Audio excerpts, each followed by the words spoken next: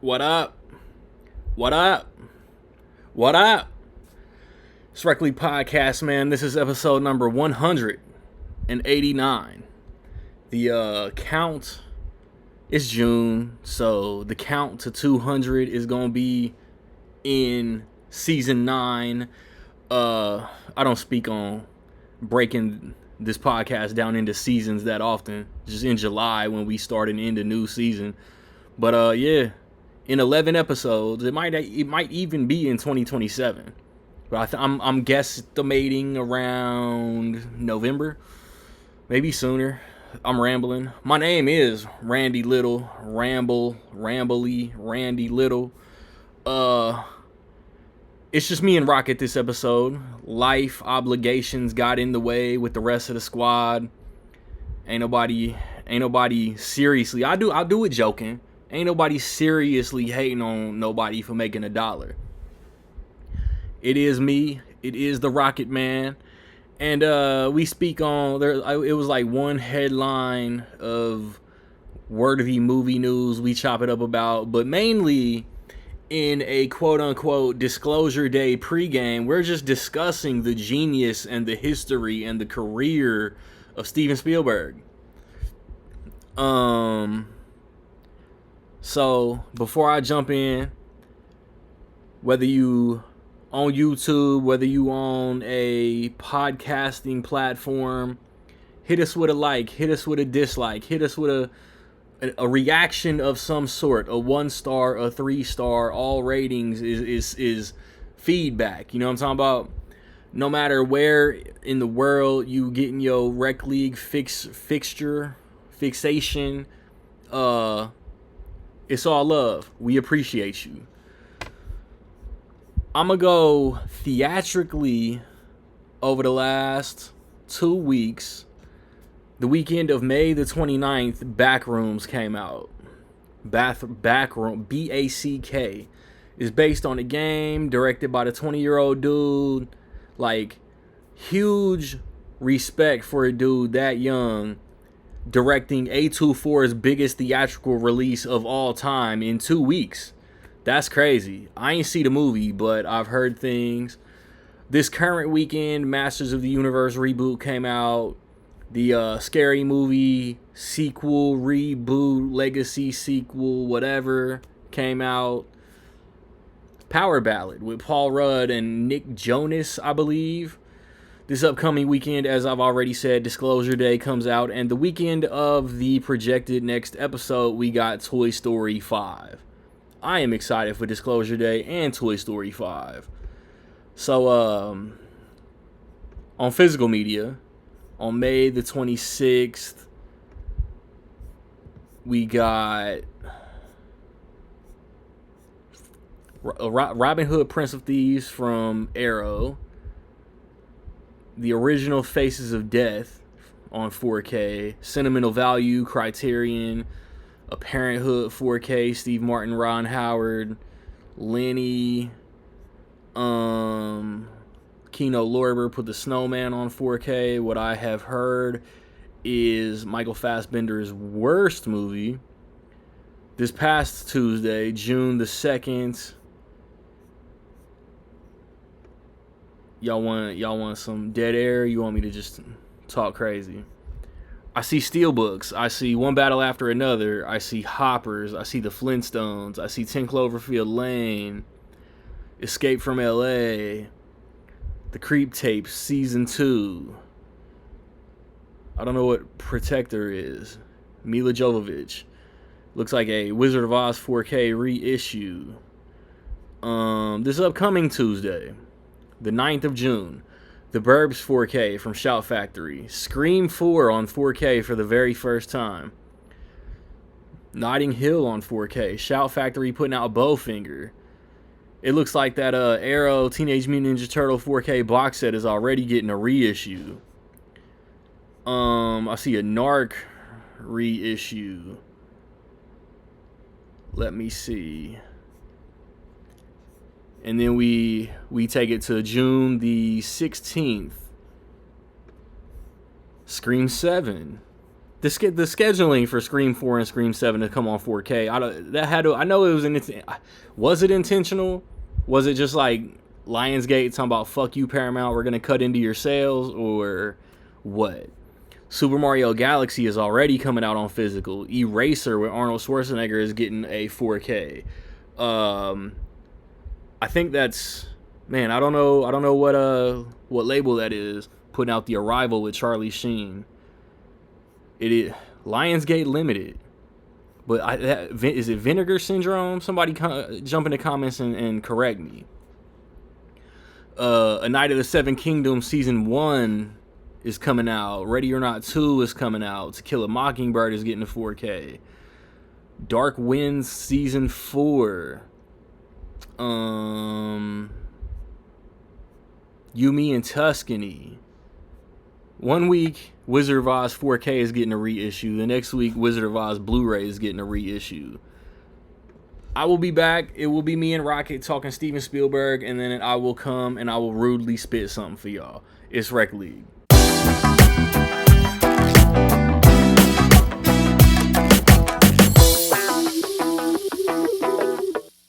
Back at it. Shout out to the Rocket Man, the only one that set his alarm or didn't have work or whatever the case may be. Loyal to the soil. The only like news thing I got is like Zack Snyder doing the Escape from New York remake. How you feel about that? I don't know, but the way I see it is this: if the remake is good, hey, we got two versions of it. Got the original, got the original version, and then if it's a good remake, we have that one. Now we have two versions, two good versions of it, and all that. With Kurt Russell doing the original. But if it's bad and you enjoy the original, you still got that. It's like The Running Man. We had the one Arnold, and the funny thing is if you read the book, I've never read the book, but from what I hear, it was way different, The Running Man, from what the original book was. Stephen King did not like that version. He liked this version better because it's more true to the story. That's what I heard. And I enjoyed this one because I like Glenn Powell and all that. I enjoyed it. But to me, it's the same basis of the same book, but you see how the two stories it's similar but very different. So, like me, I was a little disappointed in The Running Man. I enjoyed it, but I was disappointed. But to me, my favorite of the two, even though the first one took way too many liberties, is the first one. So, like I said, with Escape from New York, you always got the original. That's always going to be a classic to me. At the end of the day, if this one is just as good or even at the same level, now we have two different versions of them. So I'm okay with it. Yeah. So Zack Snyder is very hit or miss for most people. He's more hit for me. I don't know if y'all know, because we talk off wax and shit all the time. Yeah.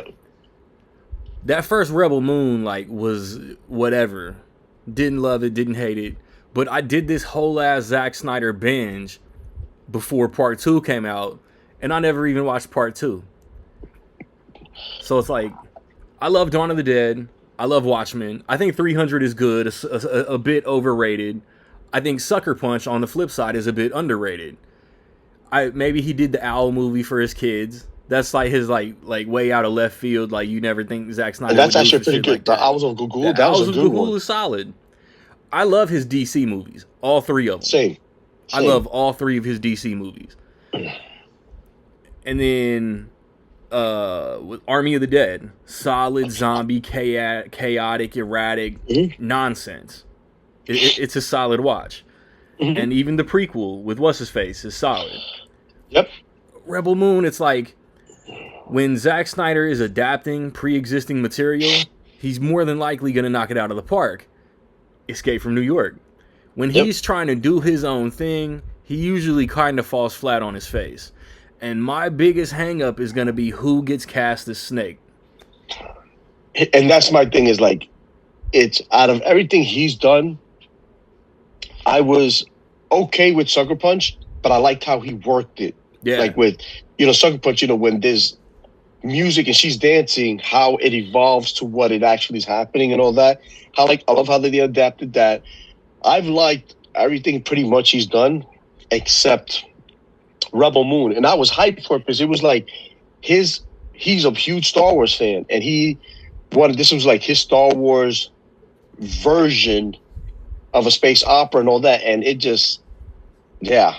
And then when they did that extended cut or version or the director's cut, it was technically just the same movie with more blood. It was just that's all it was. It was just like that's the only thing I was disappointed in. That was the only thing I've been disappointed in. Now that's going to be the key. Like, and I hate saying this, but we all do it. I don't care who it is. I've done it. We've all done it. There's a movie we love or enjoy, and then 10, 15, 20 years down the line, they're remaking it. First thing we're going to do is compare. And we all do it. It's just human nature. Yep. Like Kurt Russell, not only did he play Snake Plissken in Escape from New York, but then they did a sequel, Escape from L.A. That's the one they should remake. That's the one they should remake. But at the end of the day, he's done it twice. You need somebody to because if this is the road you're taking and it does well, they're going to try to remake Escape from L.A. Yeah. And at the end of the day, it's who you need somebody who's like Kurt Russell's Kurt Russell though. It's just he has the look of a nice guy, but he'll also rip your throat out. You know what I mean? Like just in general. And that's the thing. When he played Snake, it was perfect. Because for me, that's perfect casting. Yeah. Who has that swag and aura that's like that? That's the thing. That's going to be the key. And it comes down like you always see that Lisa Simpson gif. Instead of remaking good movies, why don't they remake bad movies and just hope that they're good? Everybody that knows movies, knows action movies. Escape from New York is a classic. Escape from LA is a turd. Yeah. But a studio don't remake Escape from LA. That movie sucks. Remake Scarface. Remake Escape from New York. Remake whatever. Remake a good movie. And the remake of a good movie rarely, I can't even think of any examples, turns out as good. Like you just said, Running Man. Running Man lacked the Edgar Wright quirk to me. Yes, it did. Like Glenn Powell's a likable dude, up and coming, about to be in some Judd Apatow shit. But I don't know. It's like Edgar Wright scaled back on what makes his movies fun. Like Running Man with a Baby Driver flair would have been amazing. Yeah. See, my thing about it too is like you mentioned Scarface and all that. Funny because people with Al Pacino. That's the third version of it. It was a remake of a remake of a remake. So it's wild how everybody remembers that one.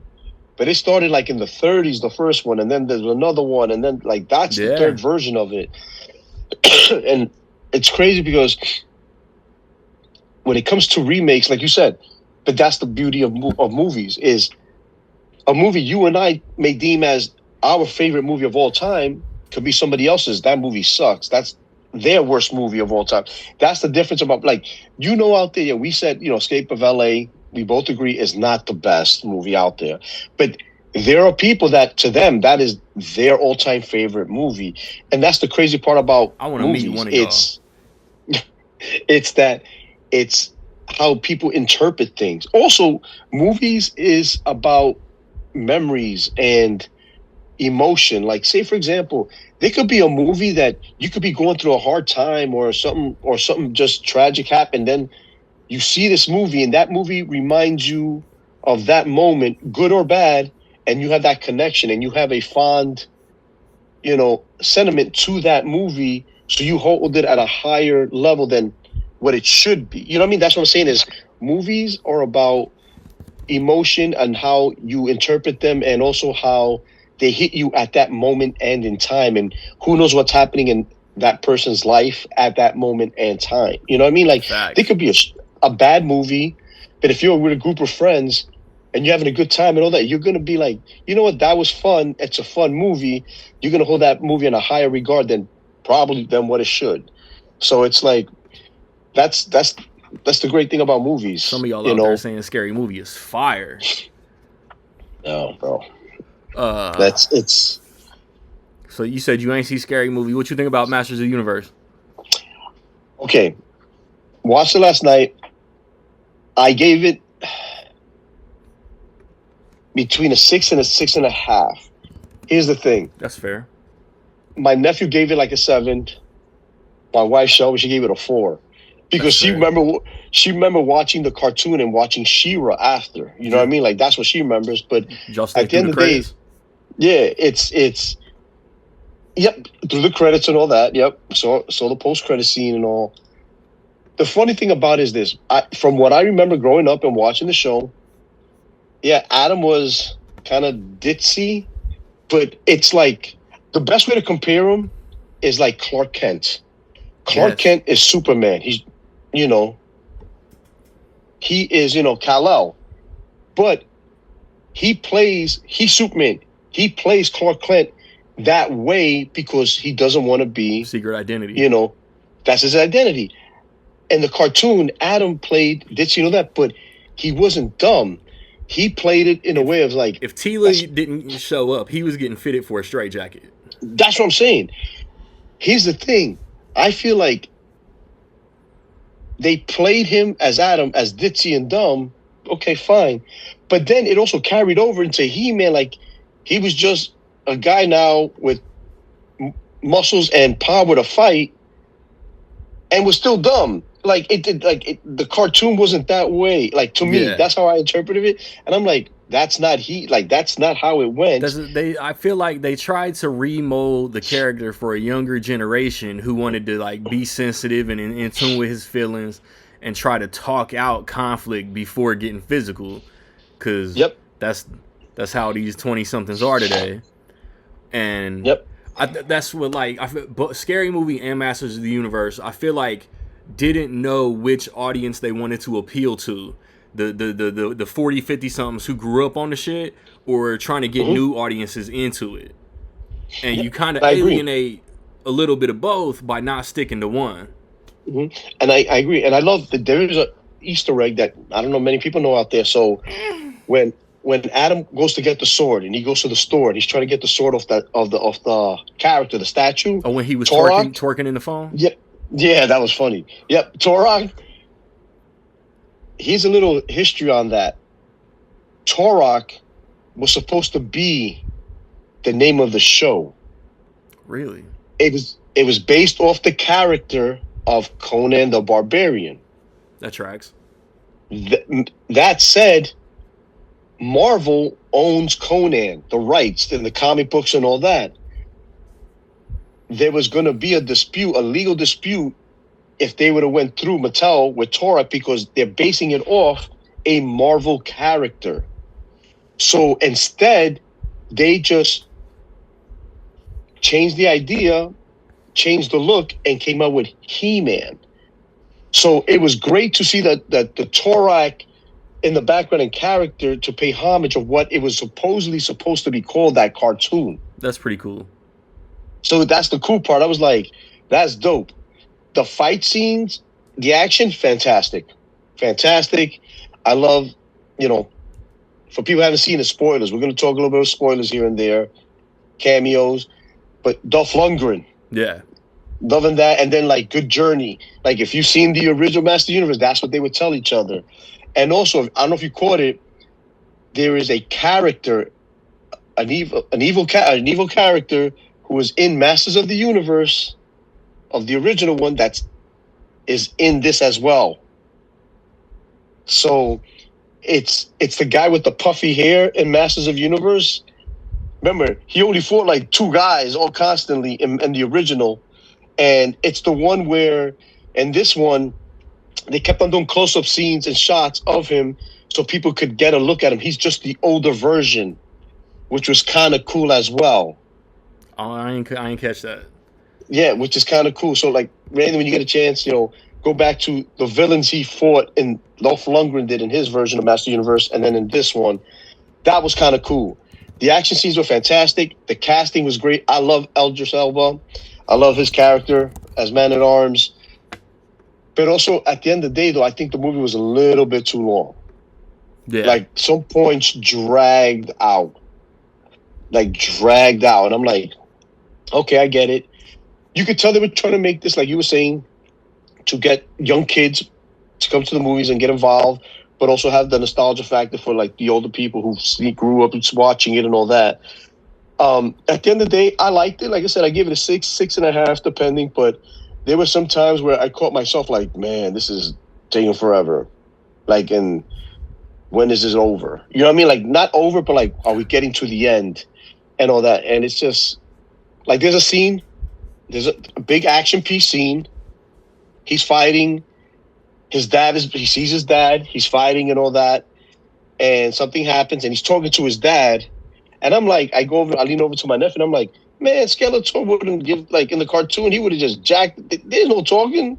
He wouldn't let him talk to his dad for 5 minutes before he comes into the picture. I'm like, no way. Yeah, no way. Skeletor Jared Leto was much. great.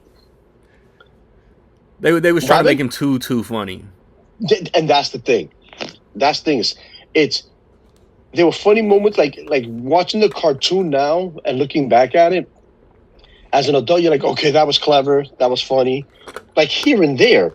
But even in the cartoon, like I felt like that's what like took me out of the movie. It was joke time all the time. Like, yeah, it was like, here comes cool. They're getting into it, and then there's a joke, and then some, and then there's a joke, and then there was a joke. Like, it was like constant jokes.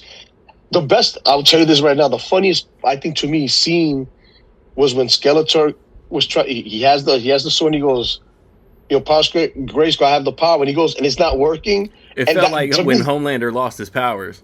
Yes, it was funny to that part. Was funny to me. That part was funny to me. That shit was pretty good. But I think that was the funniest moment of the movie.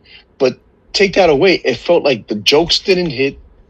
There were some quick one-liners that was like, okay, that was clever.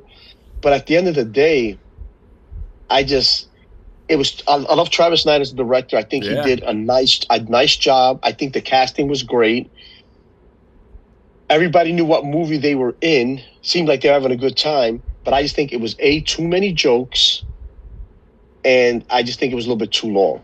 Yes, like they wanted to like jumpstart this franchise, and they wanted to like do their own Marvel thing, but just didn't know when to be serious, when to be funny. And ironically, neither scene during the credits was funny. No. And then it's funny because, like, in the original Masters of the Universe with Dolph Lundgren, people like, you have Teela, you have Man-at-Arms, you have, He-Man, but everybody's like, there's no Cringer, there's no Orko, there's none of that. At least here, Cringer was here and there. He was here and there. And I know people saying, well, the CGI for that looked bad and all that. I'm like, I think they did that on purpose. Well, for the big green cat? Yeah. I like that. I think it looked bad. I think they did it on purpose a little bit, like, because, hey, they're trying to get kids into this. They're not trying to scare kids. You know what I mean? So it's like, I get that. But I wish there was a little bit more Cringer and a little bit more Battle Cat. I wish it was that. But Orko, like, towards the end, he does pop up quickly and all that. So it was a little different. But also, like, let's see what happens going forward. I don't know how much it cost them to make this movie, but I think if they break even, I can see them about 200. Continue 200. So that means they got to make about 500 to break even. 550, 450, 500 around there to break even. Or everybody will just start paying more for Prime. Yeah. So, but I think at the end of the day, if it gets to around the 450, 500 million mark, then they break even or make a little bit of money. I can see them with the post-credit scenes, if people saw those, continuing on. I hope we get a sequel. For all its flaws, I would watch another one. Same. I agree.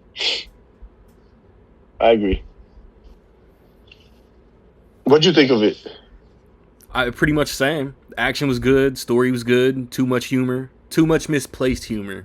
That's what it was. Yep. Um, Jared Leto supposed to be menacing, and at times he was, but trying to be way too funny. But I want to like give Jared Leto credit because it feels like this is the first time he's really committed to a role since Suicide Squad.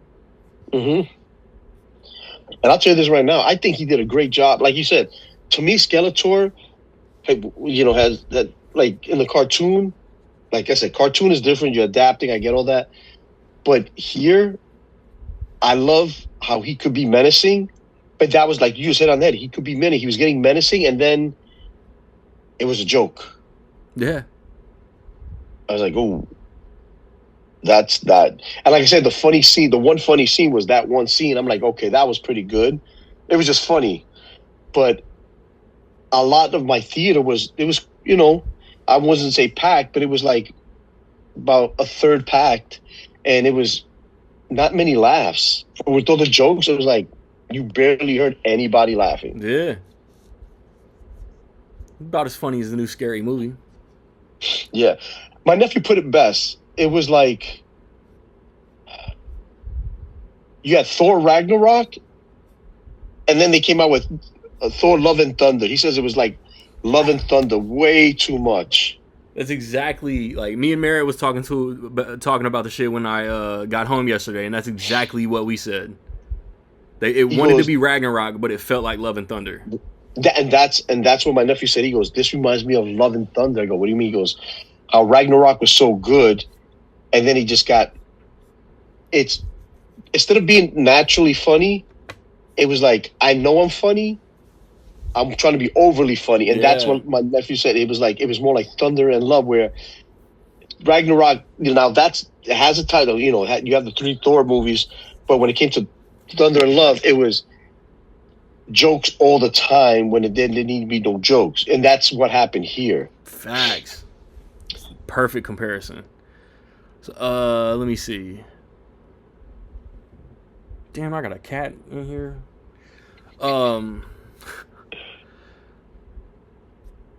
I ain't really got no segue, but this is how we gonna do it. Disclosure Day is about to come out, and I want to do the third quarter preview next episode. So, I think we should talk about Steven Spielberg.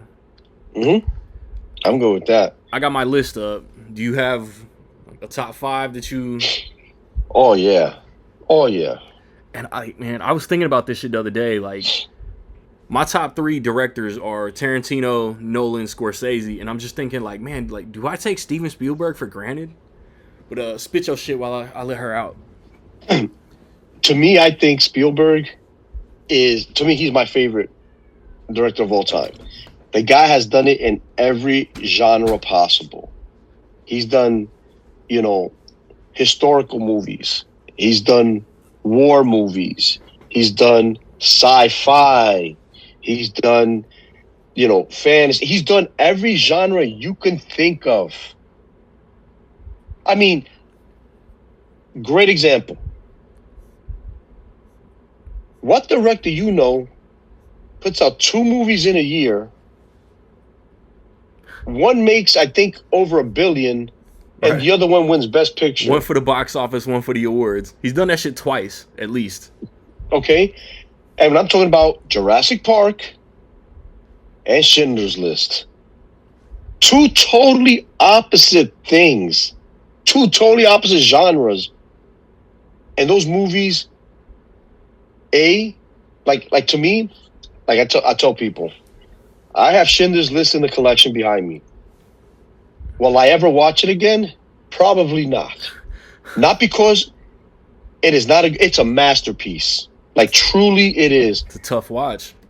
It's so hard, but I always encourage people, you need to see it at least one time in your lifetime. Once. And, like, Shelby hasn't seen it, and I'm like, okay, we're going to have to watch this. So I'll probably watch it again with her and all that, but that movie was a masterpiece. I think I haven't seen Duel. I haven't seen Color Purple. I haven't seen Empire of the Sun. I think I've seen everything else. Okay, so it's funny you say that. So I remember watching, like, I was young when The Color Purple came out, and it was always on HBO. And I would watch, my mom would watch it, and my dad, and it was like I would catch a glimpse. But at that age, you're not watching those type of movies, like it just whatever. So like when they dropped it on 4K the last couple of years, we picked it up, watched it. Phenomenal movie. Empire of the Sun, I have it on Criterion here. I have to watch. That's like one of the ones I have yet to see. I've yet to see that, and that's a young Christian Bale in there in that movie. He's a kid, so like that's one I've yet to see. But to me, Spielberg, he's my GOAT. After that, is you got Nolan, Denis Villeneuve, like all those cats coming up. Like I said, Ryan Coogler's up and coming. He's one of my favorites. That's up and coming. But I mean, I think Saving Private Ryan should have won Best Picture. It didn't. I mean, the guy's been nominated. His movies have been nominated. Was that the Shakespeare in Love year? Yep. Son of a bitch. Yep. And like one of his more recent movies, The Fabelmans. That's a movie about him. Yeah. So there's a documentary. I don't know if it's still on HBO or HBO Max. It's called Spielberg, and he has his sisters on there. They talk about him, his movies. And basically, you could take that documentary and scenes of that documentary, and it's in The Fabelmans. It was funny because when he was like, "My name is Sam," I think that's what his name was, his character's name in The Fabelmans. I'm like, yeah, no, it's Steven. That's how that documentary. When you see that and then see this, you're like, it was throwing me off, and I'm like, that's him. That's him. Bro, I love The Fabelmans. Same. It's like his last three, like Fabelmans, West Side Story, Ready Player One, all bangers. Another one, I'll tell you this, and this could be sacrilegious and might be a hot take. I love the original West Side Story. I think his version is better than the original. And I thought that should have won Best Picture. I'd agree with that, and I haven't seen the original since I was like 12 years old. So it's like, there's already like, The Fabelmans, I knew it was going to be tough to win Best Picture, but I thought, Saving Private Ryan should have won Best Picture. The West Side Story should have won Best Picture. I mean, think about it. He did Duel, which is a fantastic movie, by the way. That's where Joyride got its idea from. That's where they got the idea from. Right? It was because it was made for TV. And back then, something like that was never done. And also, in the documentary, like I was saying, they talk about Duel, and the studio wanted him to change something. He was like, "Nah." And this was like his first movie of anything. He's telling the studio, "No, I'm doing it this way." Because there's a meaning to it that way. Yeah. His first theatrical movie, which I've not seen, I gotta buy. You never seen Sugarland? I need to get with Goldie Hawn. I need to get that movie and watch it. Part of it starts in Del Rio. Okay. Because I knew it takes place down south. Yep, Texas. I know that. Texas, okay. So Sugarland Express, yep. That's with Goldie, a very young Goldie Hawn. And that was his very first theatrical movie. And then from there, I think he went on a little mini run with Jaws, Close Encounters of the Third Kind, and E.T. Like, how crazy is that? And it's all types of movies. And then also he did, movies like Ready Player One, which I love. Goonies. Ready Player One is fire. Yeah, Goonies. Yeah, it's like you can't ignore his producing credits either. No, I mean, he did, which they should have just stopped at 3. Indiana Jones. They should have just stopped at 3. Hell yeah. Perfect trilogy. I think, to me, if they would have stopped at 3, that would have been the perfect trilogy. Perfect trilogy. I'm telling you, man, there's a few fourth movies that have ruined perfect trilogies. I agree. Toy Story. I agree. And Toy Story 4 wasn't bad, but that third one didn't measure up to any of the top. It was like, whatever you think the worst Toy Story of the first 3 is, it's still better than 4. Yeah, and the funny thing is this: when it came to Toy Story, it's like we followed Andy as a kid all the way to going college, and the toys. That's the perfect ending. Yeah. They didn't need to continue. The other thing you know what I mean? It's like, but at the end of the day, with Steven Spielberg, like, if you notice, you know, besides Indiana Jones, he really doesn't do many sequels. Jurassic Park. Yeah. And maybe only because that one had it had a book to build off of. Build off of, you know? And the funny thing about that, too, is, you know, it's the genres he's done. You know, Bridge of Spies is another good one. You know, it's you can't.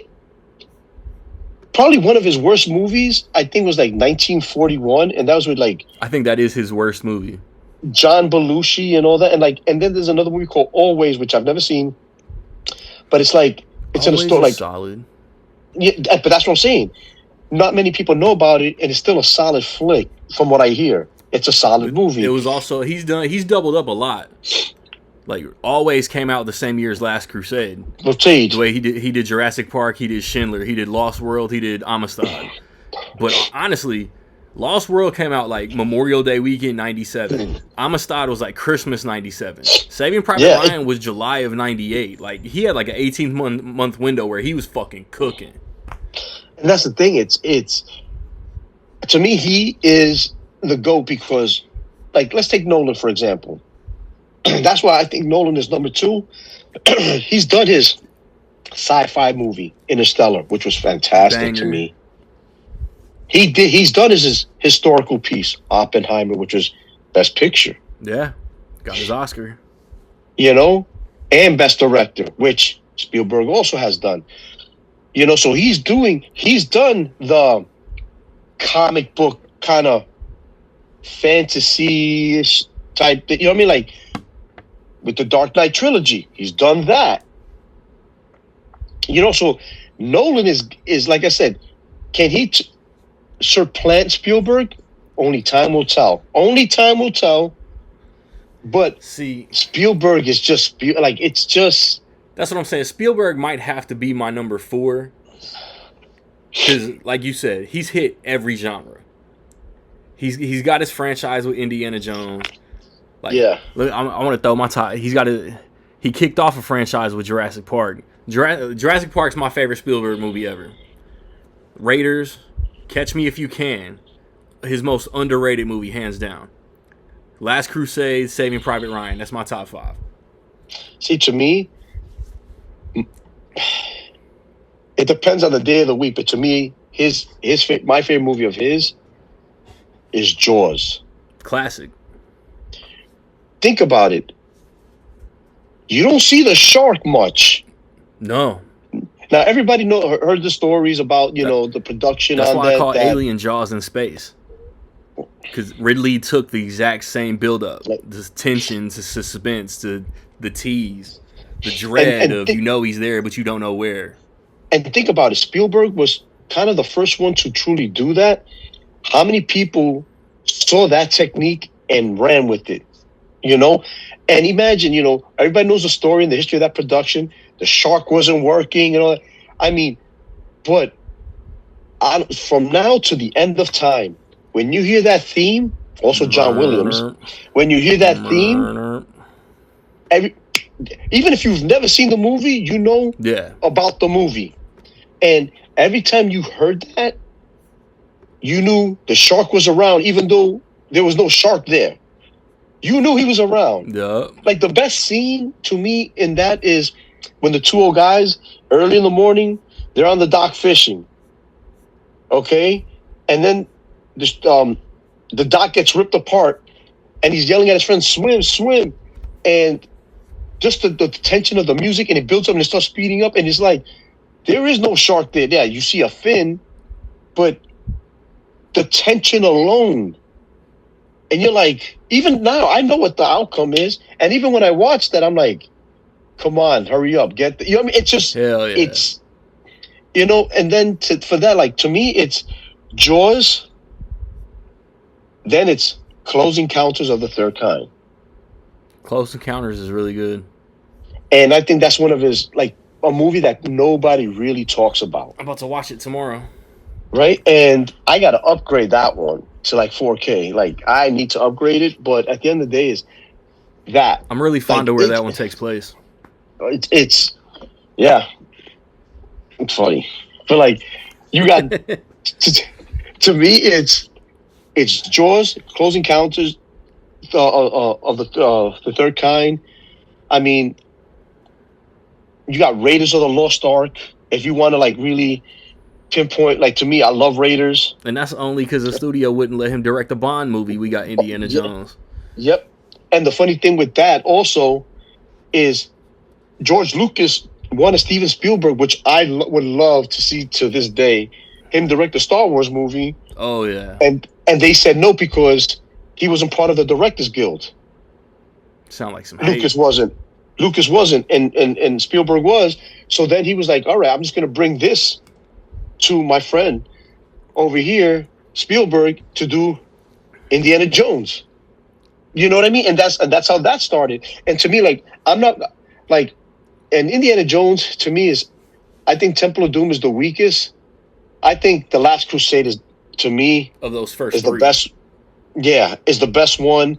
Then Raiders, but those could be intertwined. But I'm not going to pick any of those because those will take slots. And that's what I'm saying. Temple of Doom is the weakest of the three, and it's a perfect trilogy. Yeah. Still, that's how crazy it is. But to me, I think my top five would be Jaws, Close Encounters of the Third Kind, and if I'm taking away the Indiana Jones movies, it's Ready Player One, Saving Private Ryan, Jurassic Park. Oh, well, if I take out Indiana Jones, then Jurassic Park, Catch Me If You Can, Saving Private Ryan, E.T., Minority Report. And that's what I'm saying. Like, now listening to those, I'm like, shit, do I have to redo my, like, that's the thing about Spielberg. Yeah. It's, you could pick five and then you hear other ones, you're like, damn, I gotta redo my list. And that's the shit. All three Indiana Jones movies of that first trilogy are in my top 10. And that's my point. It's like I said, Temple of Doom to me is the weakest one, and it's still up there. And it's still and that trilogy is perfect. And it's but it still makes you want to consider eating monkey brains. No, I'm good with that. Don't lie. But also, like you said, Minority Report, fantastic movie. Hell yeah. Fantastic movie. And look who he has worked with. Like, everybody. I know that's Tom Hanks. I mean, shit. I mean, Saving Private Ryan gave Vin Diesel his jumping point. Yeah. Nobody knew who Vin Diesel was. Pitch Black was less than a year later. Yeah. He's worked with Tom Cruise, Tom Hanks, Goldie Hawn, Richard Dreyfuss, Roy Schneider at the time, Robert Shaw, and some of them, may they rest in peace. But it's like, at the end of the day, look, like you said, franchises. Jurassic Park, look at the franchise. Jaws, even though haven't been the best, I think the first Jaws 1 is Jaws 1. Jaws 2 isn't that bad. Jaws 3 I watched because it's entertaining and I like Dennis Quaid. At the end of the day, Jaws 4 is just bad. The story got a little bit the story got a little bit ridiculous and all that, but then, and it led to a great Back to the Future Part 2 joke. And that, it's like, it's the movies. It's like endless. You named some just now in your top five, or if you took away, the Indiana Jones trilogy and you added Minority Report, like I'm rethinking. I'm like, hold on. Jurassic Park, I think I would move to 3 and then drop Ready Player 1 to 4. Like it's just, there's so many, and there's so many that we haven't even named. Nah, but check out some of these franchises. Like he created or like jump started or whatever, Amblin Entertainment, right? Yep. He got producer credit for shit like Goonies, Gremlins, Back to the Future, American Tail, Land Before Time, Roger Rabbit, Jurassic Park, Twister, Men in Black, the 2 Antonio Banderas Zorro movies. The funny thing is, people forget. Robert Zemeckis Back to the Future. But who did he work with? Steven Spielberg. Spielberg. Robert Zemeckis. Who Framed Roger Rabbit? But who did he work with? See, and that's the thing. Had the Midas That is, touch. it's also as a director, you want to surround yourself with smart people Yeah. and get advice from smart. I'll tell you this right now. If I was an up and coming director,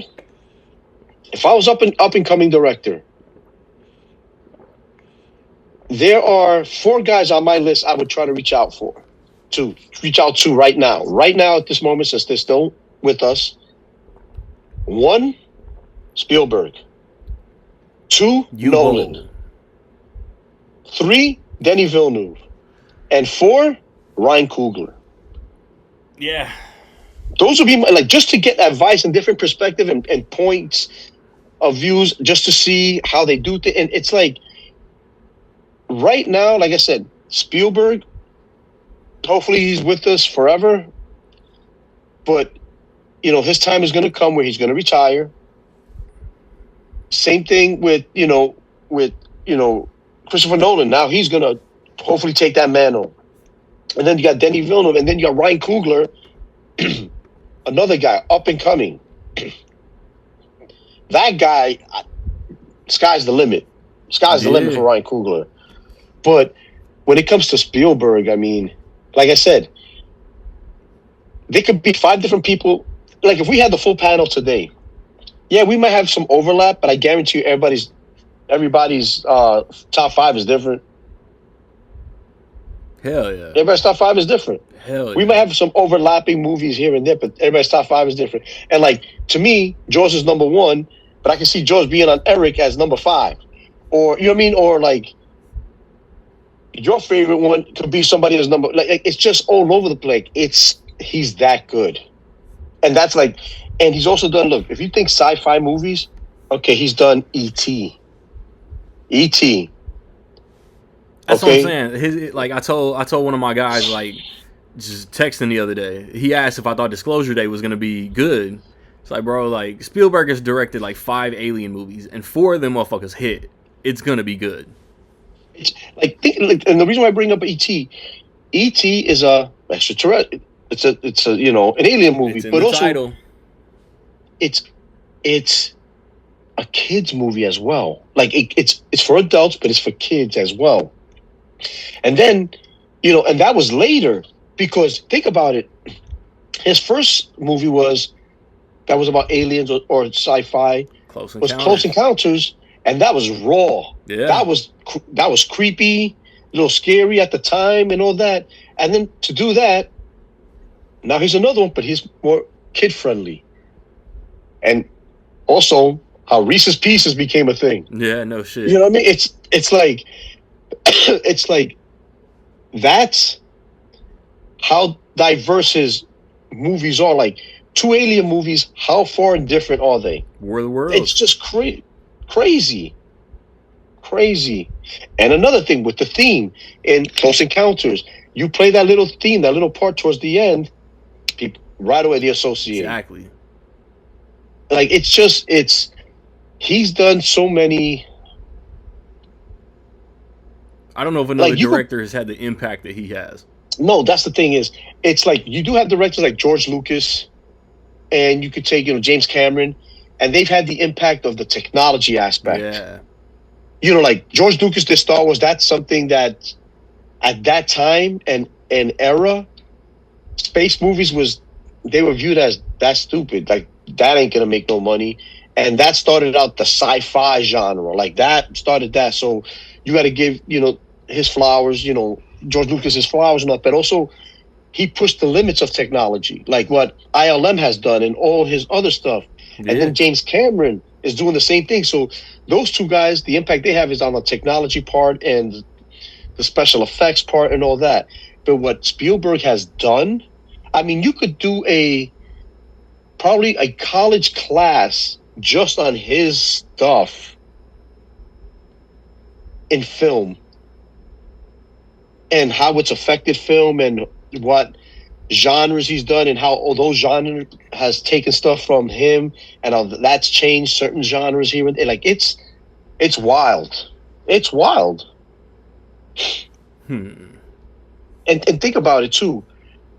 He hung out with the group of friends of like Francis Ford Coppola, George Lucas, Brian De Palma, Martin Scorsese, like, and him, and like they hung out at. They were friends.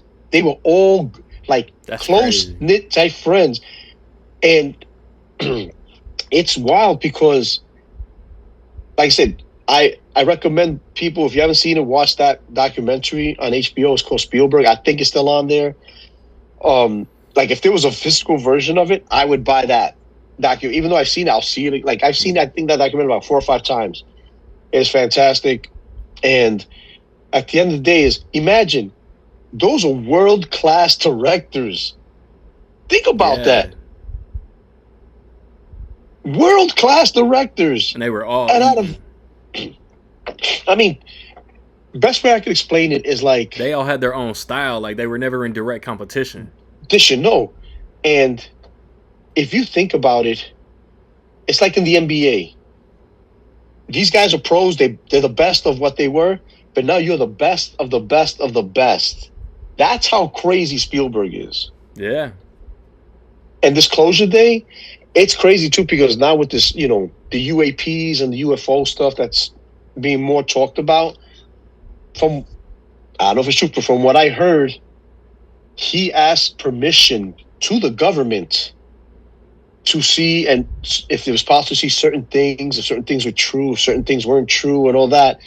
And he did an interview, and it's like, whether it's true or not, and I'm paraphrasing here, whether it's true or not, when you watch this movie, that's for you to decide. Okay? But he's basing this off the information that he saw and was allowed to be given and all that. So whether you believe it or not, that's on you. But he's basing this movie off stuff he saw and all that. And think about it. If you don't believe it, because you could be like, okay, he saw something that they could have done this, so he just took that and created it this way. Where maybe the same thing he saw, maybe it's a half-truth. He's spinning it, but there is some truth to it. Oh, so it's you know, is the dude from Knives Out is supposed to be a guy who knows all the secrets, and yeah, it could be that, like, to that. So it's going to be interesting. Like there's an interview, I forgot what show he was on, but he was allowed to see, obviously not everything, but like certain things that the government allowed him to, and he's basing this movie off that. And if you think about it, how many times, like I love, like I watch the show Ancient Aliens. I love watching stuff like that, like just not about outer space and all that, but just here on the planet, because there's stuff on this planet we still have yet to discover. Oh, for sure. Think about it. I mean, think about it. For sure. You know, and it's like, where did this come from? Like I said, and there's a place, I forget what it's called. It's called Pumapunku. There's like these letter H's, right? They look like Lego blocks, but yet the lines that are cut out of these carvings are. We have a laser. We have laser diamond cuts. We can't even replicate how clean of a cut that cut is.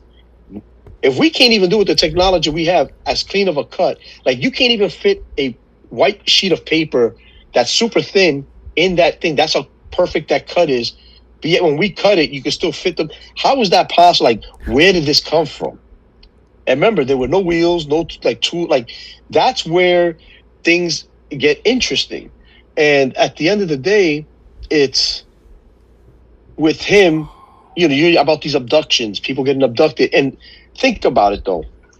Unless something crazy has all happened to us at one point in life or another, like you can't make it up. Even if it's something like a weird story about, you know, going out to the bar, and like my friend, he went out to the bar and he ended up on the rooftop, and he still don't know how he ended up like something wild like that. It's just like in Hangover. Yeah. Something wild. And then that was a wild movie, and you're like, how did that happen?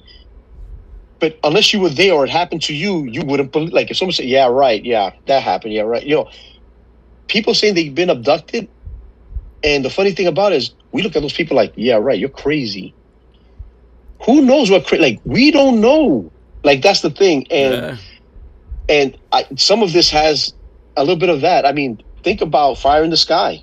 To this day, those guys, Nick's favorite swear movie. swear up and down by it. And they've taken lie detector after lie detector after lie detector, and they've told the truth. Their truth.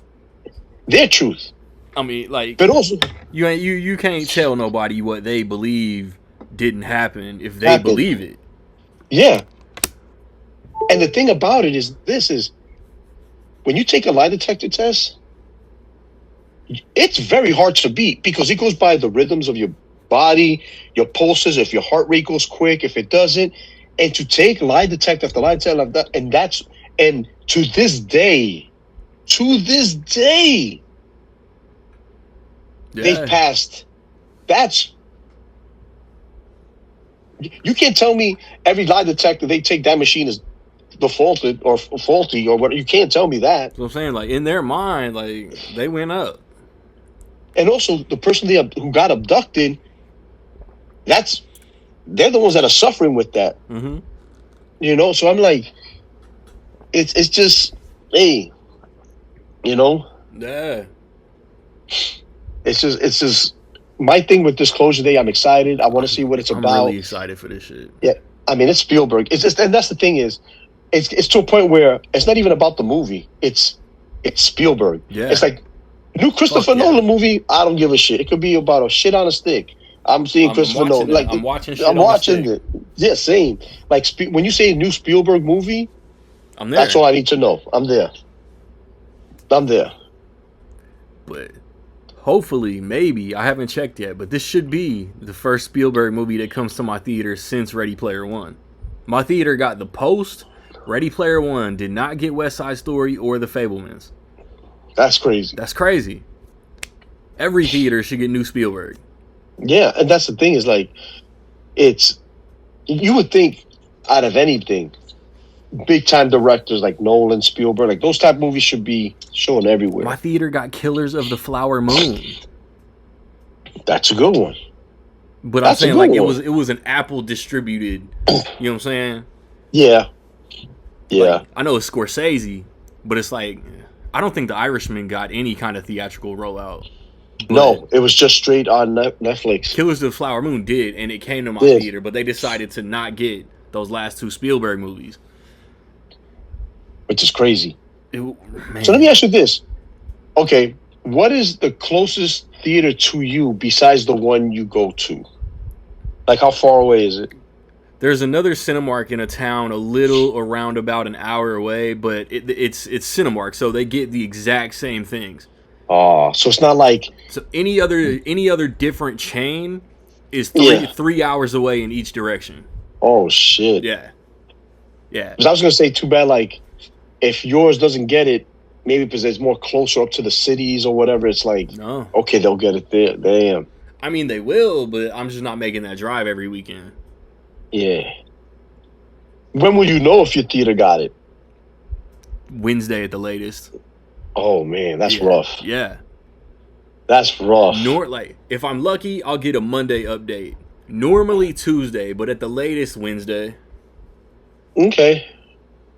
Because I'm saying if you get it, like, even on a Tuesday, I'll start, and you don't get it, I'll say, start packing the bags. We're taking a 3-hour road trip. Man, if it wasn't for, like, life complications, I would definitely do that shit. And we about to make this trip for Supergirl. Yeah. And that's some shit we both want to see. Like, I don't think my wife is sweating if she doesn't see the new Spielberg. Yeah. Like, that's the thing is, like, I'm thinking something this big, your theater should get it. Your theater should get it. There's not any other competition releasing with it. Yeah. It's like Mandalorian and Grogu will probably be on its way out. So that's the sci-fi audience. Take one in, bring one in, take one out.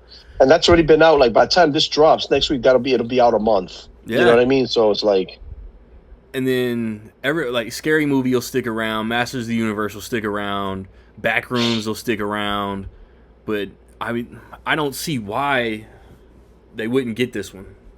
Yeah, I don't get that either. Like It's I summer. think It's they. the only big release. It makes sense. Yeah, I think you will. I think you will. I think you will. But at the end of the day, I mean, like I said, when it comes to Spielberg, I mean, there are certain things I wish he would have directed, like at least one Star Wars movie. I wish he would have directed that. Um, it's he had a big influence on Stranger Things because about the Duffer Oh Brothers. yeah, They remember watching what was that show? That was it was a TV series. Twilight Zone or Well, Amazing Stories. Amazing Stories. That's the one. I just saw that shit on Wikipedia. Amazing Stories. That's the one that Spielberg had an influence on, or he did a couple of. I don't know if he did a couple of episodes, or he was an executive producer of a couple of episodes, but it was Amazing Stories, and that's where, I remember watching that as a kid, and that's where like the Stranger Things vibe. That's what that gives me, even though it's a full series, but that's what that pretty much came from. That's another good one. The Twilight Zone, the movie. That's crazy. Did he directed one segment, didn't he? Yeah. Yeah. Also, here's another one. Who directed the original Poltergeist? Was it Tobe Hooper? Tobe Hooper. Okay, yep. But there's always been rumors that he did it. Word on the street was that the studio was not happy with how it was going, and Spielberg was I think, executive producer and all that, but that rumor has it that studios weren't happy with how it was going, so they asked him to take over, in a sense. Yeah. So I don't know if he actually took over or he just directed Hooper or whatever, but like, that was the original Poltergeist. Man, if he writes a book or some shit before he passes away, I got it. I'm buying that, but like, hopefully he fucking calls but that's out another everything. one. Like, whether he's executive producer or directing, look at those. Like, it's endless. Yeah. And it's hit after hit after hit. That's what I'm saying. He had the Midas touch for the longest time. I mean, like you said, like, at one point, I don't even know how I didn't know this. Like I would go on IMDb and I'm like, I read Ready Player One. I'm like, all right, I know it's a book. Okay, whatever. And I'm reading the synopsis. I'm like, okay, whatever. All right, I'll give it a shot. I didn't know that he directed that movie until the week of going to see it. Damn. I'm like, no way. That's pretty good. I'm like, no way. That's pretty good. Because think about it. As a director or like let's say we love sports, an athlete.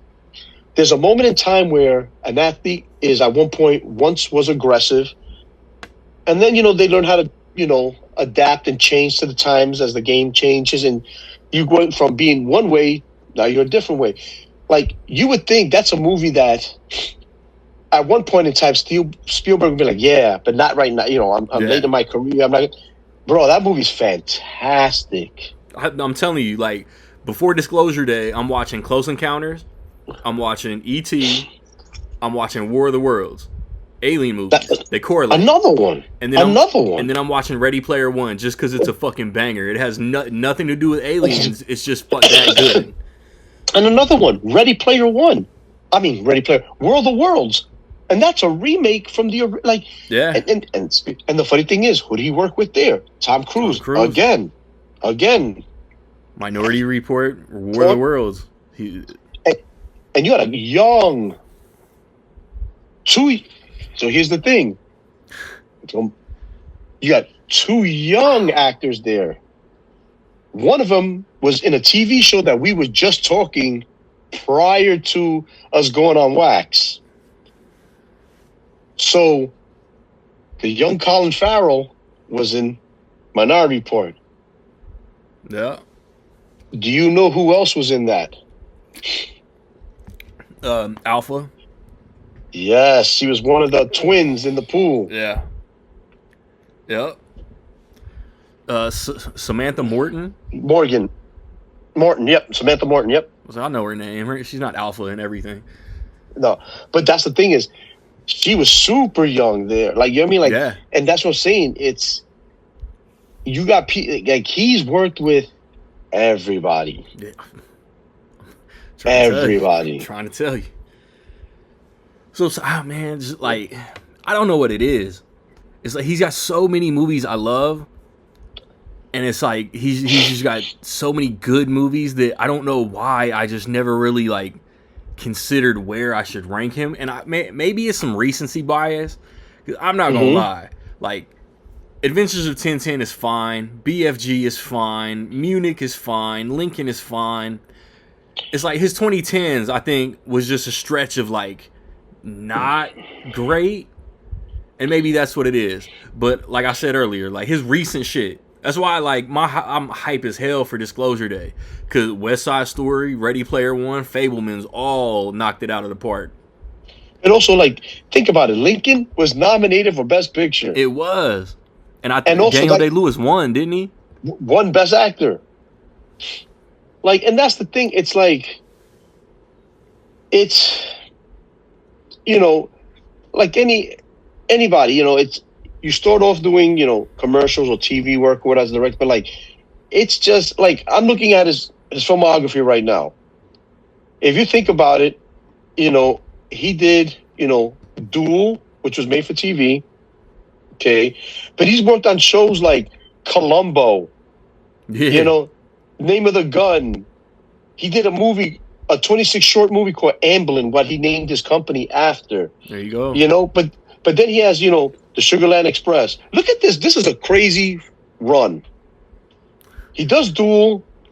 Okay. The original. He does a movie called, he does a movie called Something Evil or whatever, and then something called Savage. But then he goes first theatrical, Sugarland, Jaws, Close Encounters of the Third Kind, 1941, Raiders, E.T., Twilight Zone the movie, Temple of Doom. How crazy is that? Oh, by the way, then he does something called like, you know, a TV show, Stroke of Genius. He does 2 episodes of Amazing Stories. Let's get back to it. The Color Purple, Empire of the Sun, The Last Crusade, Always. Oh, let's not forget, he did Hook. Then he did Jurassic. Then here it is, Jurassic Park in '93. He does Jurassic Park and Schindler's List. That's 1941 is the only hiccup in a 20-some-odd year stretch. Bro, I'm like... Also, he did the movie AI, which Banger. people don't talk much about that movie. Banger. You know, he did... Okay, so then after he did Schindler's List, comes back, does The Lost World, Amistad, which is fantastic, Saving Private Ryan, Banger. AI, Minority Report, Catch Me If You Can. He did The Terminal and World of Worlds, where I think in that era, The Terminal is the hiccup. And it's not even bad. It's just fine. It's not bad. That's the when you do so much great, people try to act like your good is bad. And I will tell you like Terminal's not bad. My boy who I work with, like, we argue who's the GOAT. Who's the GOAT? To me, it's MJ. He thinks his GOAT is LeBron. I'm like, it's MJ to me. Sounds like a younger individual. Yeah. You know, and the funny thing about it is at the end of the day, we both agree on this. We think, you know, when LeBron won like 2 or 3 MVPs in a row, it got to the point of, if you think about it, he should have won like 5, 6, 7 in a row. Yeah. But because of you're so good, now what was incredible is now just the norm, because that's what we expected of you. You're normal. That's normal for you. But if anybody else did it, that's MVP level. And yet you could have better numbers, but they never done it. That's MVP. We expect that of you. And I think that's what it is with Spielberg, is he's done so much that's been fantastic that when something is great, it's not fantastic. It's just great. Yeah. Where anybody else would be like, oh my God, this is the best thing in the world. You know what I mean? It's like, and that's how high he's raised the level just That's a fact. in general. So like, like he has certain movies like Lincoln. It's a long ass movie. Daniel Day-Lewis won Best Actor. Nominate like it's kind of like Daniel Day-Lewis. Any movie he's in, Automatically he's getting Oscar nominated. contender, yeah. When it comes to Spielberg, for the most part, any movie he directs, it's 90% chance is getting nominated for Best Picture. Should be. Now, Disclosure Day, we'll see what it's yet to be seen. We'll see what happens, but it's wild to me because when it comes to like sci-fi and historical pieces, that's like in his wheelhouse. Yeah. That's in his like we've seen the trailer for Disclosure Day when the little girl stands up in a room and there's like I think a horse or something like that, or is it a deer or something in the I think it's a bedroom? deer. I know there's a deer on one of the posters. Yeah, okay, a deer. I'm like, this is creepy as hell. Like, what the hell's going on here? I don't know. I've tried to stay away from the marketing ever since I saw the first trailer. Well, that's what I'm saying. It's just from the first trailer. Like, I don't want to know when it comes to Spielberg and stuff like this. I don't want, especially knowing what that interview was about and what he was able to see, and he's basing this off of what he was. So there's some truths in them. They're not, but yet it's for you to decipher what is real and what's not. I'm like, I don't want to know no more. I don't want to see nothing else. I don't want to know nothing else. Man, this movie's gonna shake up the whole world. I mean, that's the thing is like, I'm excited for it. He's, like I said, to me, he's the GOAT when it comes to directing. And, like, it's him and then there's everybody else, like I said. And in the everybody else group, you have, like I said, Nolan, Villeneuve, Coogler, those guys. But at the end of the day, I mean, it's Spielberg to me. Yeah. Hell yeah. Man, I'm on Wikipedia looking at some of these like unrealized projects. Michael Crichton like came at him to direct ER as a movie, and then that's how the TV show cooked. That they decided it would work better as a series. That's crazy. The original Christopher Reeve Superman. Mm-hmm. He was already locked into Close Encounters. Spielberg called Albert R. Broccoli to direct The Spy Who Loved Me, was turned down. After the success of Close Encounters, he wanted to direct Moonraker. And then after they shit on him again, that's how we got Raiders. That's crazy. Unused Indiana Jones concepts. Indiana Jones and the Monkey King. Indiana Jones and the Saucerman from Mars. Indiana Jones and the City of Gods. I guess there was an idea for... He had an idea for 5? Yeah. So the Saucerman, when that came out, that's where Kingdom of the Crystal Skull came into play. So they took a little bit of that and put it into that. I didn't know that. There was an idea for a Close Encounters sequel.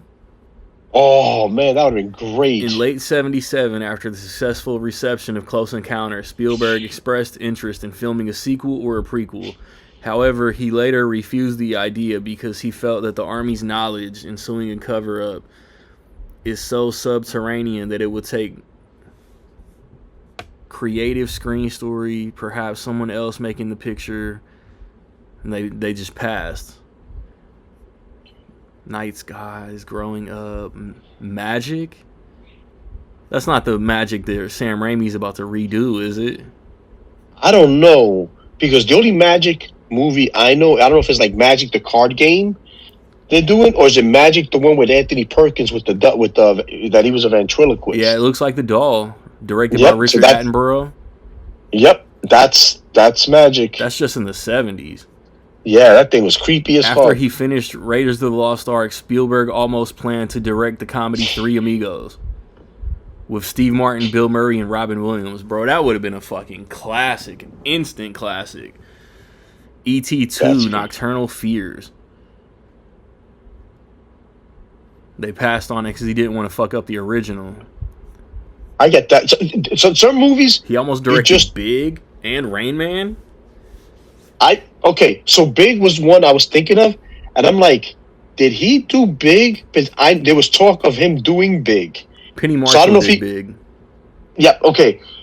May she rest in peace. But like at the end of the day, when it came with Big, I don't know if he was even an executive producer on that or not, or like I thought he did something with it. It could have just been that it was talk that he was in line to direct at Not one point. just Fox. No Amblin. Okay. Nah, what it says, Spielberg was initially attached to direct Big, but dropped out when his son was born and scheduling conflicts with Empire of the Sun. He had meetings with James L. Brooks and wanted to cast Harrison Ford. Penny Marshall would ultimately fill the position, and Tom Hanks. And Spielberg was among a few filmmakers attached to do Rain Man prior to Barry Levinson. It was Spielberg who convinced Ronald Bass to make the character of Raymond Babbitt an autistic savant. He dropped out to do Last Crusade. Huh. Good choice. Either way, they both became good movies. So Who discovered Roger Rabbit? In 1989, Spielberg discussed with J.J. Abrams the possibility of making a sequel to Who Framed Roger Rabbit. The sequel's plot would have been Roger Rabbit, Baby Herman, and Richie Davenport traveling west to seek Roger's mother. In the process, meeting Jessica Krupnik. Maybe it's the prequel. Yeah. While Roger and Richie are enlisting in the army, Jessica is kidnapped, forced to make pro-Nazi German broadcasts. It would also have been the first true American film from Amblin. However, after directing Schindler's List, Spielberg refused to do anything satirizing Nazis. Yeah, I get that. That's a heavy movie. He almost directed Cape Fear. Cape Fear, I remember that. And gave it to his homie Scorsese. He almost did Benjamin Button in the 90s. That would have been good. In 1991, Spielberg bought the rights to William Steig's 1990 children's book, Shrek. Spielberg originally envisioned the adaptation traditionally animated from Amblin with Bill Murray doing the voice, Steve Martin as Donkey, and I mean he founded DreamWorks. So I mean he still got some money off of Shrek. Is probably still getting some money off of Shrek. The money off of Shrek. Yeah, that's a royalty he'll always have. He was attached to direct The Little Things with Denzel, the Denzel movie that came out in 2021. He was attached to direct in the 90s. Pirates of the Caribbean, Meet the Parents, The Haunting, Mask of Zorro. Shit. The Notebook. And these are projects he didn't do. Yeah. In the 2000s, Harry Potter is the first thing on here. Big Fish. Secret Life of Walter Mitty. Time Traveler's Wife, a Goonies sequel. In 2005, Richard Donner. They're still trying to get that. A Goonies sequel. They're still trying to work on that. Either like remake it with new kids or like just let it rest. I can see Goonies 2 being the original characters having their kids do that, and then maybe towards the end, that'd be interesting. The parents get involved towards the something like that. If Gremlins 3 hits and we know it's going to, they're gonna do Goonies 2. Yeah, I agree. In June 6, 2005, Richard Donner stated that he and Spielberg had written a story for a sequel to Donner's acclaimed Goonies, despite the fact that the main cast didn't have any interest. Oh, that's interesting. Interstellar. With the one with Nolan? Yeah. The film began development in June of 2006 when Spielberg and Paramount announced plans for a sci-fi film based on an 8-page treatment written by Lydia Obst and Kip Thorne. They were attached to produce. In 2007, Jonathan Nolan was hired to do a screenplay. After Spielberg moved his production studio from Paramount to Disney, and I didn't know that. But that's why like Bridge of Spies and all that shit, BFG and shit went down. Yeah. Christopher Nolan joined the project in 2012. Spielberg would end up praising the final film from Nolan in 2016, saying it was much better in Nolan's hands than he would have done. And that's what I like about Spielberg. He was attached to the Old Boy remake. Ooh, that would have been good. But also, like, Can Interstellar. Go that violent? Bro, like, Jonathan Nolan, I think he's another one, given the right stuff, Like he did it. Welcome to Derry. He did that. It's a good show. It's a damn good show. I feel like, when it comes to Spielberg, I love that he might be attached to projects, and if whether he does it, if he doesn't do them and somebody else does, he gives them praise. Like Depending I on the love vibes, that. he can find the right creative. Yeah, and like he said, it was better in Christopher Nolan's hands Arguably, than Nolan's what I best would have came up movie. with. That's one of my favorite sci-fi movies of all time. It's Yeah. Interstellar. Hell yeah. Let me see. Spielberg was attached to direct to adapt the manga Old Boy in the late 2000s. Will Smith was set to star in and reported to be based on not earlier in the film adaptation. The project was abandoned due to rights issues, and then Spike Lee did it, and studio fucked with his vision, and he doesn't claim it as his own. Untitled Martin Luther King Jr. biopic. 2010s. American Sniper. Thank you for your service.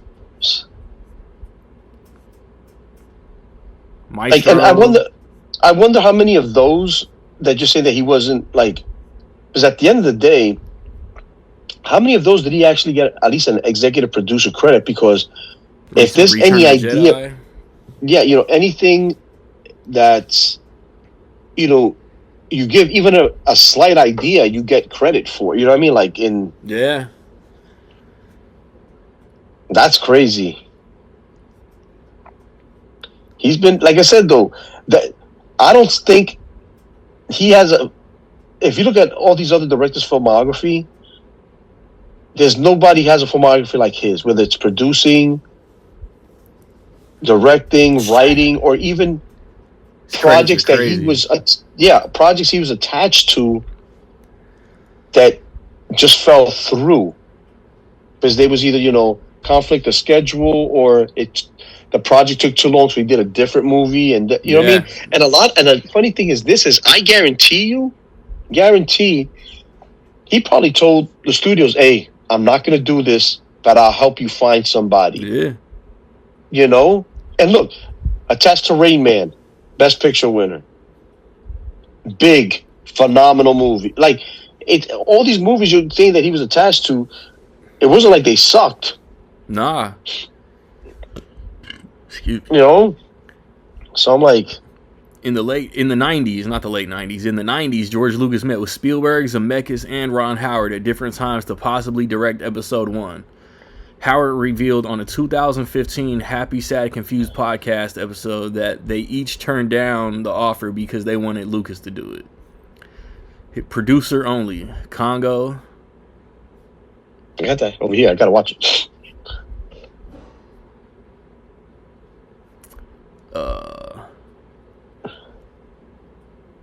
It says Alvin and the Chipmunks, but that's not the one that came out in, what's the name? In the theaters? Yeah. Him and Peter Jackson aren't doing these 10 sequels. Well, supposedly, Peter Jackson came out. 15 years. I know. No, Peter Jackson just came out that him, and who is it? Not Philippa Boyens, but his wife. What's his wife's name?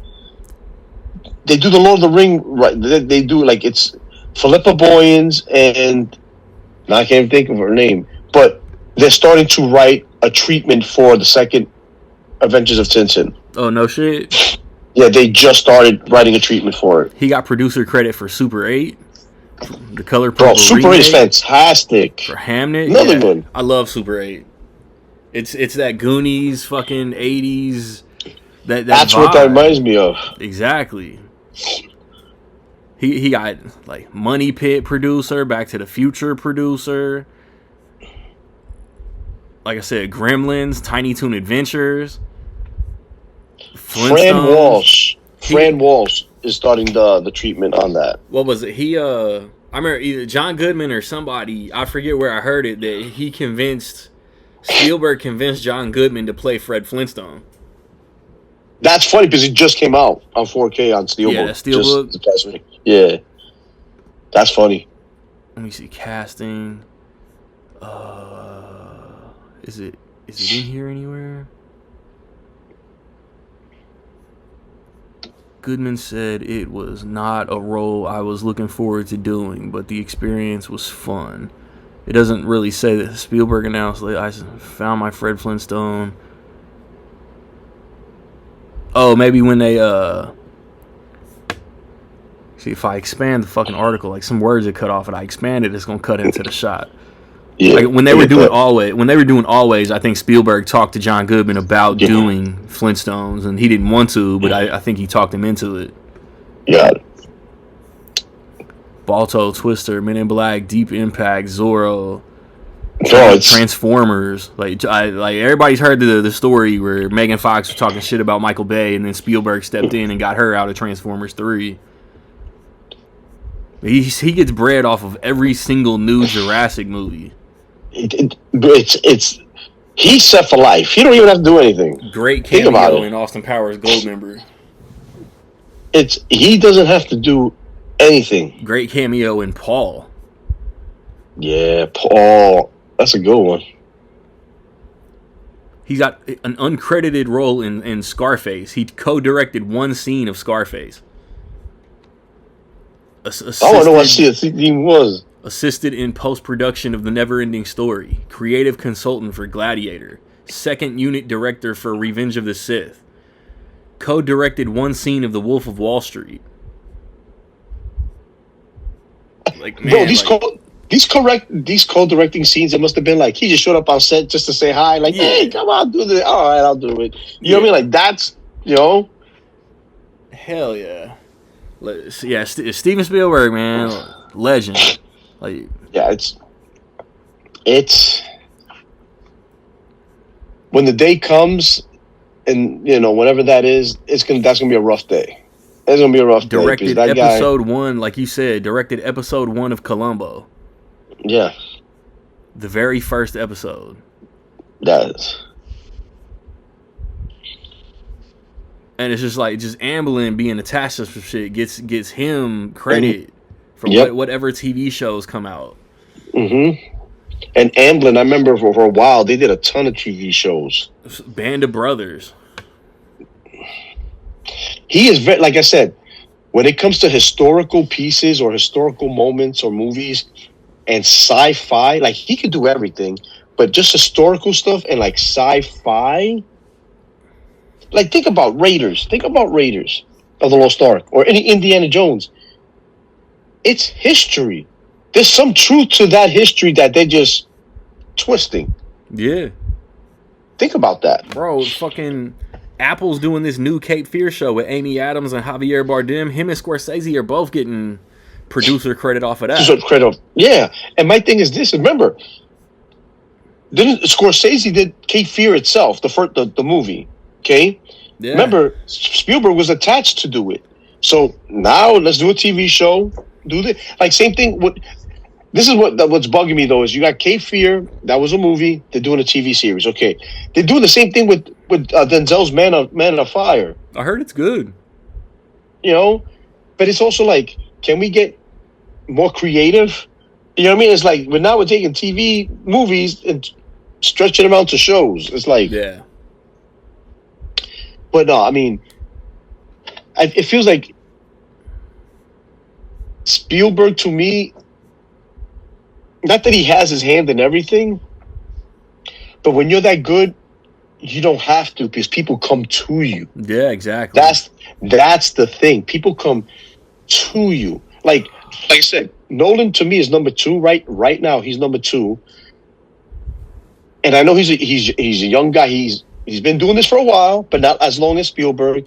But even with that said, I don't think he has the filmography of Spielberg in the sense of people coming to him the way he is, because they're two different monsters in a sense. Nolan is at a point now where he's not taking, like Spielberg wouldn't do this either, but like he's doing his movie and his movies only.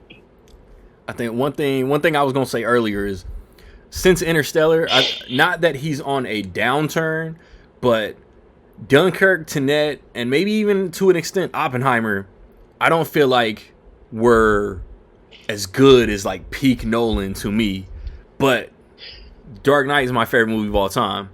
Batman Begins is a banger. They're all bangers, all three of them. To me, The Prestige is Nolan's Catch Me If You Can. It's like his just underrated masterpiece.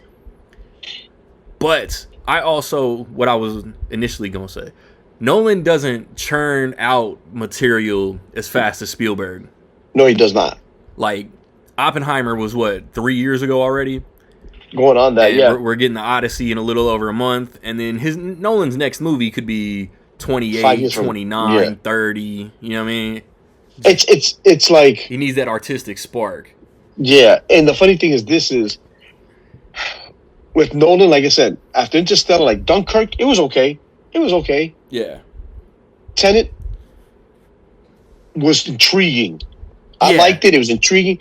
Oppenheimer was the better of the three. Facts. And I liked Oppenheimer, but Nolan is kind of now reminding me of. He's in Oscar mode. Yes. He's more of, let's take these two, a little bit of Spielberg and a little bit of Cameron, where Cameron I understand he had the Avatar adventure, like it's taken forever, most of his career life, let's just say, these movies, if you think about it. But when a Cameron movie comes out, whether it's Titanic, it's coming out. That's another guy. James Cameron movie, you're going to watch it. Don't bet against James Cameron. What solidified that, though? Was it Titanic? I think it was Titanic. I'm not even sure it was T2, but I don't think everybody went to see True Lies, and True Lies is my favorite thing he's done. True Lies is my favorite action movie of all time. Okay? That movie is so much fun. True Lies so is good. And the thing is, this it had comic beats to it, and it was perfect. Like it just it fit in. It made sense. But like Nolan now, like I said, Nolan is gonna do Nolan movies on his own time. He's built that clout now, Nolan, where it's like, if I want to take 20 years to make a movie, that's when my movie's coming out 20 years from now, if I'm still alive. Or whatever they can, like, don't tell me what I'm gonna do. I'm telling you what you're going to do, and for me, and that's where he's built that cloud. That's why I don't think Nolan will ever reach Spielberg's height or close to it. Not because he's not good. I think he's fantastic. It's because, like you said, it's not like Spielberg. Like I said, in '93, he had Jurassic Park, Schindler's List. I don't see Nolan dropping 2 movies in a year ever. Ever. And then it's like. Ever. Saving Private Ryan was like the summer movie that made the money and got the awards. So Spielberg can do it all. But that's to me like why he's my GOAT. Like, I know I'm older and all that, and I've seen it, and as time has gone on, I've appreciated more. Like, as I've gotten older, I've been able to go back and do that. And like I said, The Color Purple, that came out in 84, I think. 83, 84, something like that. 82. It went wide in 86. It had its little Oscar release at the end of 85 and went wide in 86. Okay. I was what? In 13, 12, 13, 11, like something like that. It's like at the end of the day, it's like, that's not a movie I'm interested at that age. Like, and like I remember seeing parts of it and pieces because my parents would watch HBO, but I truly fully watched it a couple of years ago when it dropped on 4K. When it came out, I picked it up because I want to get in the collection. I want to get as many Best Picture winners as I can. There you go. At least in the collection. And I've watched most of them.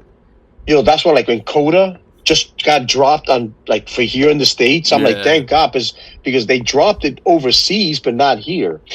So I'm glad that came out. But that said, is like, now I'm going back and watching Spielberg, like Empire of the Sun. That's like, I finally got it. I was young when that came out. I wasn't interested in that. You know what I mean? Like, I want to see that. So it's like, I got to see Sugarland Express. I got to pick that up. So I would like to collect as much as his filmography as possible. That's what I've been doing for the past few weeks. And it's just, and there's movies, like I said, Ready Player One blew my mind because when I first read the synopsis on IMDb, I was like, okay, I like these type of movies. I was just going to watch it just to watch it. And then I saw the trailer and all that. And even watching the trailer, I didn't realize it was Spielberg until the week of watch. I was like, no way. Like, I couldn't believe it. You know, so it's like, at the end of the day, anything he does, like, you know, like I said, Disclosure Day's coming out this Friday. Can't wait to see it. Can't wait to see it. That's going to be... Emily Blunt, that's gonna be Josh fun. O'Connor, Colin Firth, Coleman Domingo. Cast is stacked. Like what we've been talking about the past hour and a half. One of the greatest directors ever. I think we had a good stopping point. Actually, got 2 minutes. We need to be at a stopping point. Hit us with your favorite Spielberg. Let us know what you hope Disclosure Day is gonna be. Whatever. We both gonna watch it. Like I said, we'll be back on the next episode, third quarter preview, July, August, September. It's Rec League.